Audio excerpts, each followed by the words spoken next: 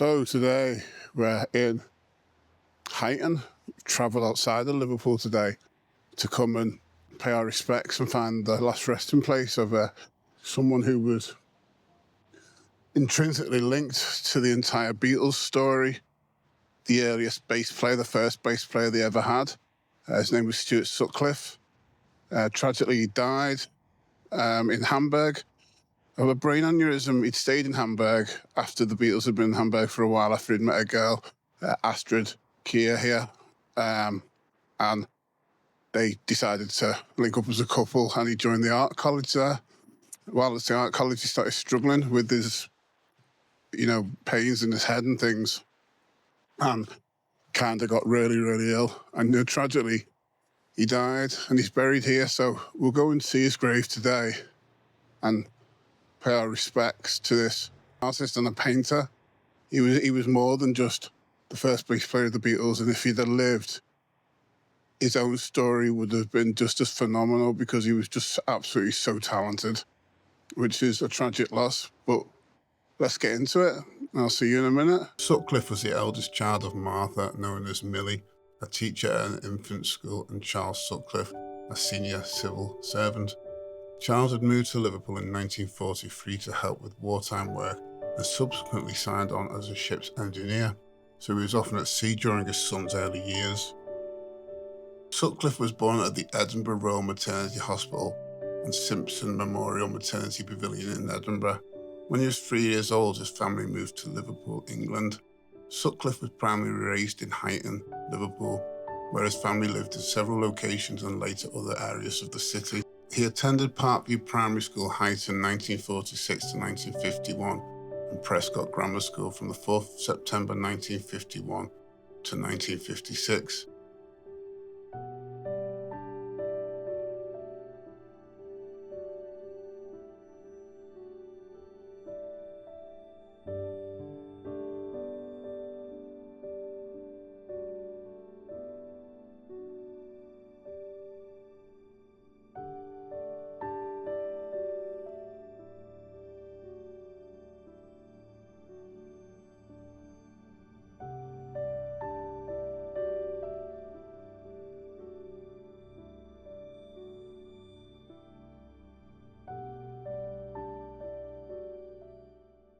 I mean, as you can tell, it's quite an old cemetery.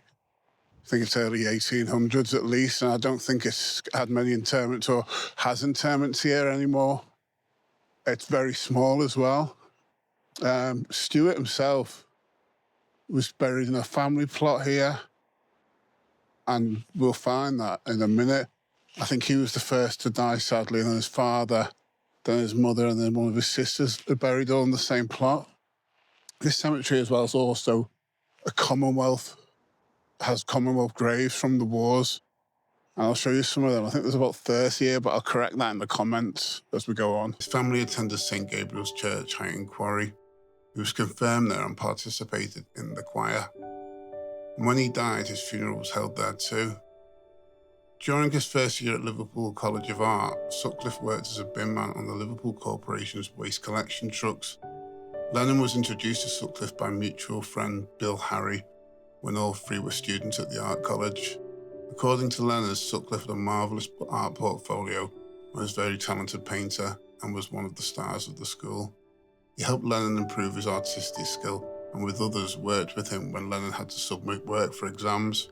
Sutcliffe lived at 9 Percy Street for a while and at a flat on Catherine Street before being evicted. He moved to Hillary Mansions at 3 Gambria Terrace, home of art student Margaret Chapman, who vied with Sutcliffe to be the best painter in their class.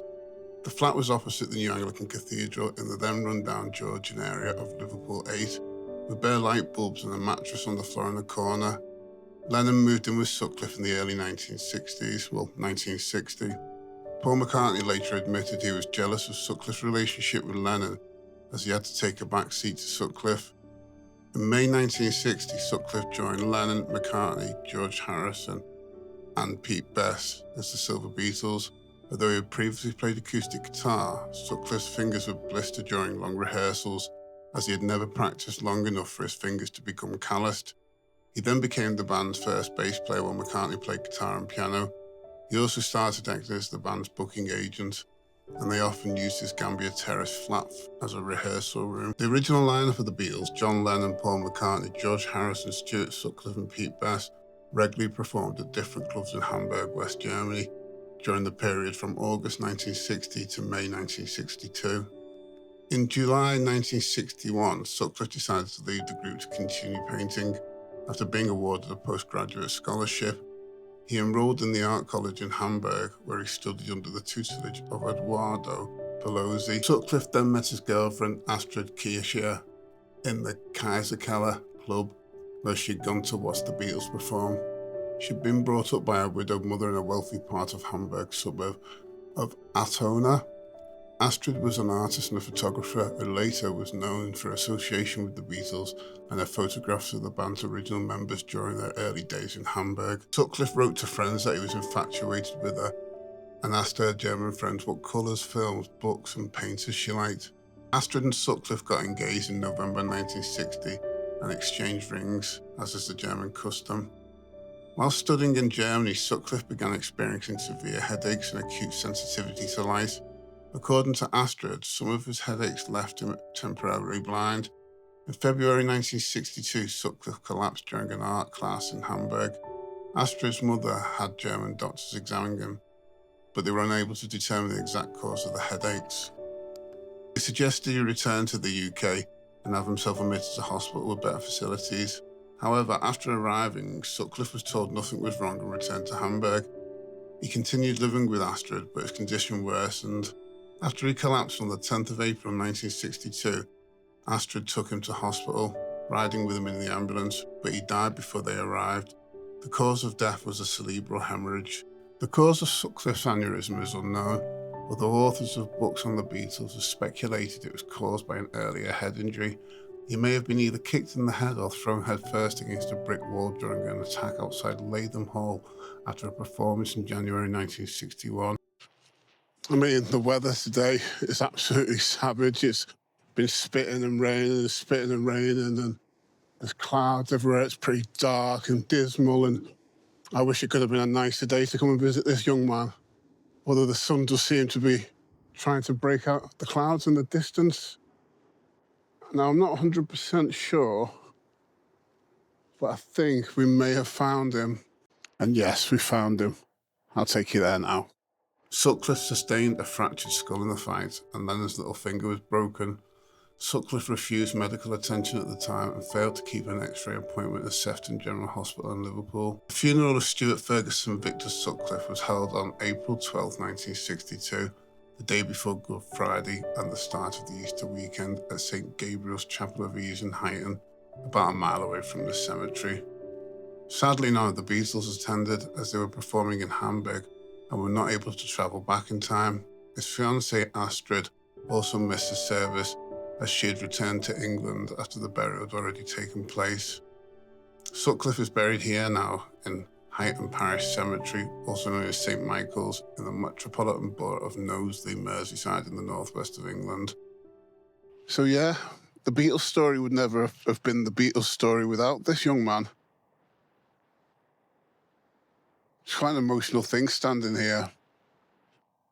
So Stuart Sutcliffe was born the 23rd of June 1940 and died the 10th of April 1962 at age just 21.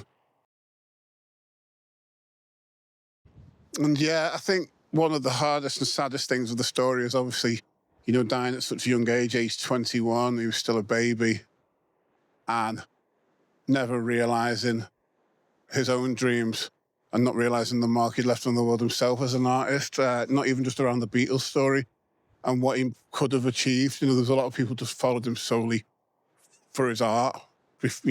Some people weren't really deeply aware of his Beatles connection, especially in certain countries and places. So he was someone who was super talented. And some people on this podcast I was listening to the other day have likened it to a bit of an Ian Curtis story, to have been so talented in the Pacific area that his own story warrants a documentary or a film. And I think there's one on YouTube, an old one from the BBC, which you can find, which goes quite in depth about it.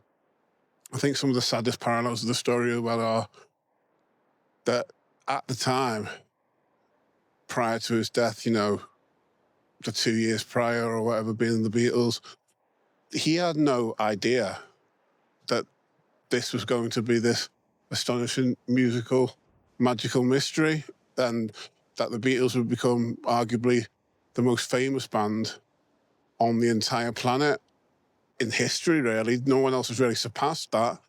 And he would never have fathomed it. It was just 5 friends playing bass, playing guitars, playing drums, traveling a bit, having a laugh, and just enjoying life and the fruits of the labor and being young. And maybe that's a blessing. I don't know. He got to experience that and just enjoy it for what it was. But I still find it sad that he never got to see the mark that he left on the planet, the mark he left on this world.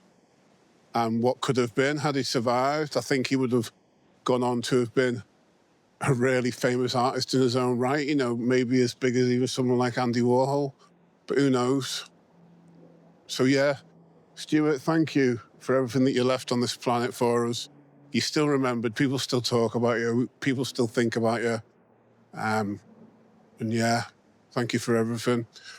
Signing out this time, Billy Vitch, take care all.